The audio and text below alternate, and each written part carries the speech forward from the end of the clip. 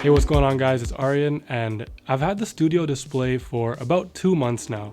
And when I first bought it, it was really just to make an unboxing of it and a review for this channel. I didn't really know if I was going to keep it or not. And that was because, first of all, it was the most expensive display that I had bought to this date. And second, I didn't really know if I was going to use it that much and really get any value from it. So now 2 months later, obviously, spoiler alert, I did end up keeping it, but this video is going to be my review of it, the things that I like, things that I don't like, and at the end, stick around for my closing thoughts on whether I would recommend the Apple Studio Display. Now let's start off with some of the things that I do like about the Studio Display. There's quite a few things, obviously, which inclined me to keep it. So first thing is the design. Now, I personally love the design of the Studio Display.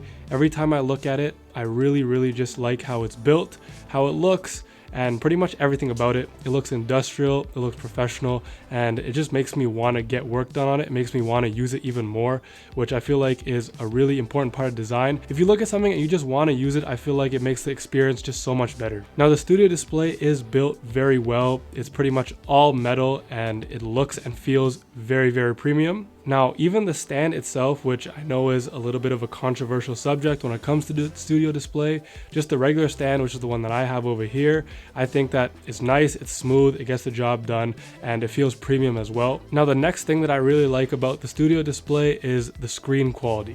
Now, it's a 5K resolution display. It's actually the same one found in the 5K iMacs. They just pretty much took that display, reshaped it, and put it in this one. So the resolution is 5120 by 2880, and that gives it a resolution of 218 pixels per inch. Now, I've only had one real monitor to compare it to, and it was some random HP 1080p display that I got from Amazon years and years ago.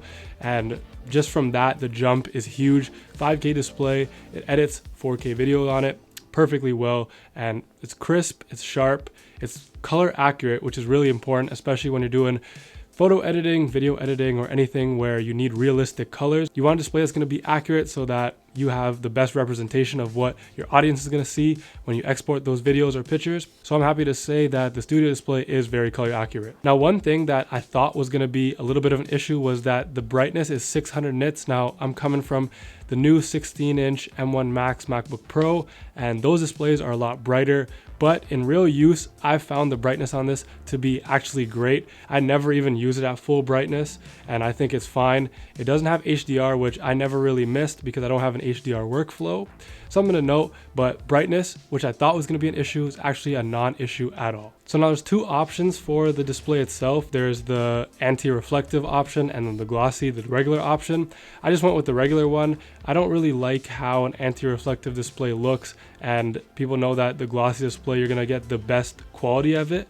I don't really have any reflective surfaces, and I've never really been bothered by that, so I didn't want to spend the extra money. So if you're debating whether going with the glossy or the anti-reflective display, if you really need it, sure, go with the anti-reflective, but in most cases, for most people, the glossy display will do just fine. Now, the next thing that I really like about the Studio Display is that I can have everything set up with just one Thunderbolt cable. In the past, I had to use dongles and HDMI cables and all that just to set up a monitor. If I wanted to charge the computer, that would be a separate issue where I'd have to plug something else in. With this Studio Display, I really like how the one Thunderbolt cable will send the signal from the computer to the display and also keep it charged up. I actually don't even use my regular MagSafe charger for the computer anymore because most times it's just docked up to the display, it's charging, and when I need it, it's already full charge. And then also the back of it has 3 additional USB-C ports alongside the Thunderbolt cable, which acts as a USB-C hub. And I really actually enjoy that a lot because then you not only get the 2 additional ones that are on the MacBook itself, then you also get 3 more on the back of the Studio Display, which acts great if you need to connect any hard drives or any additional peripherals. So it acts as a nice hub and it just keeps everything nice and tidy. Honestly, having a one cable setup just makes everything so much easier, and cable management not only looks better, but it's also so much easier to handle. And I don't think I'd be able to go back to a situation that doesn't have the one cable setup. Okay, another thing that I really like about the Studio Display is the speakers. Honestly, this should not come as a big surprise because Apple has been really killing it with speakers in their computers these days, and I'm really happy that the speakers in the studio display are just that high quality as well. I'm really happy that they're built in and I don't have to clutter my desk getting additional speakers. Most of the time when I'm doing audio monitoring, for example, for these YouTube videos,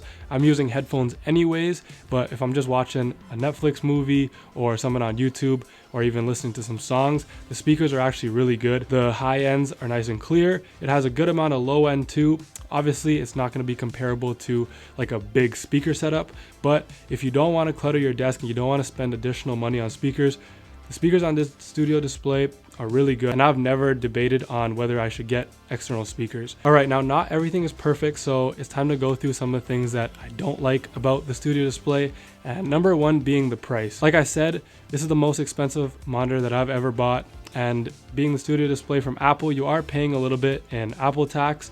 Now, whether that's worth it or not is really depending on your budget and your financial situation. One thing is that I think the stand options are just ridiculous. Like, I don't know why people would be paying that much more for just a little bit of height adjusting. That's a little outrageous to me, so I would definitely recommend not going with that. But yeah, like, it is an expensive monitor, and it's one of those things where nobody really likes spending a lot of money, but it is what it is. Now, next thing that I think is just a little bit less than ideal is that the bezels are actually not that thin on it. You actually do notice them quite a bit when you're looking for them. When you're using the monitor just regularly, they kind of go away. But when you're looking at them, you kind of notice that they're not the thinnest things in the world, especially when you compare it to the bezels on, for example, the 16-inch MacBook, which are very, very slim. When you go to the studio display, you definitely notice them. And it's one of those things that is not the biggest deal in the world, but I thought I should mention it because I wish they were a little bit skinnier.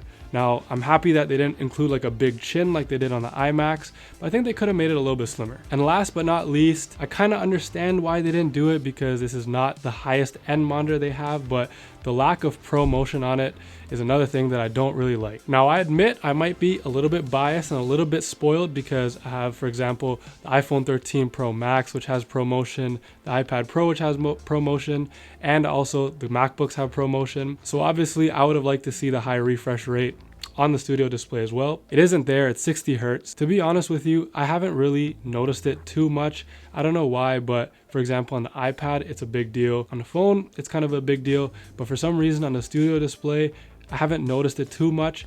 Now, when you look for it, for example, when you're scrolling through things really fast or you're navigating the UI, you will notice it a little bit, but in general, everyday use, it hasn't been the biggest thing in the world for me. It's one of those things that would be a nice to have. I understand why they don't have it, but at the same time, me being me, I wish I did have it. All right, so those are things that I liked and didn't like about the studio display. Like I said, I did decide to keep it. I've been enjoying it and it's really been a good experience. Now, if you ask me if I recommend this to somebody, the answer would be yes. If you can justify the price, I think the experience that you'd have with the studio display, especially if you pair it with one of the new MacBooks, for example, is really great. I like having the big screen. It acts as a nice canvas that I can get all my work done. The quality of the display is very good. The brightness, the colors, the design itself.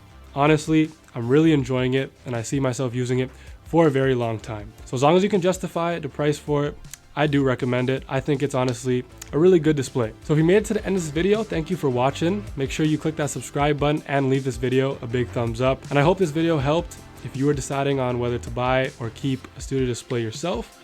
I'll see you guys in the next one. Thank you for watching.